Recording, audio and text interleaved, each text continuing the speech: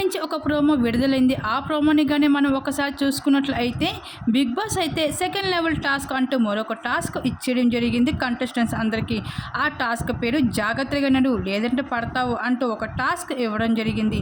అయితే ఈ టాస్క్లో అయితే మణికంఠ అలానే అశ్విని ఇద్దరు కూడా పోటాపోటీగా ప్రాణం పెట్టి ఆడుతున్నారు ఈ టాస్క్లో. అయితే హౌస్లో ఉన్న కంటెస్టెంట్స్ అందరూ కూడా ఎవరు ఆడాలి అంటూ ఈ గేమ్ అంటూ చాలాసేపు డిస్కషన్ చేసుకున్నారు హౌస్మెంట్స్. దాని తర్వాత మణికంఠ అశ్విని ఆడితే బాగుంటుంది అని అంటూ వీళ్ళిద్దరూ అయితే టాస్క్లో పాల్గొంటూ ఇద్దరు కూడా ఆడుతున్నారు, ఇంకా పోటాపోటీగా ప్రాణం పెట్టి. అలానే ఇప్పుడు అశ్విని మణికంఠ అయితే ఇద్దరు కూడా చాలా బాగా ఆడుతున్నారని చెప్పుకోవచ్చు.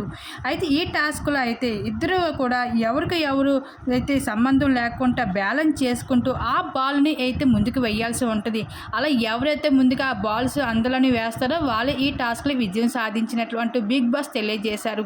అయితే మొత్తానికైతే ఈ టాస్క్లో అయితే అశ్విని అయితే మణికంఠను ఓడించి విజయం సాధించింది. మరి దీని మీద మీరేమనుకుంటున్నారు? మీ అభిప్రాయాన్ని తప్పకుండా కామెంట్ సెక్షన్ షేర్ చేసుకోండి.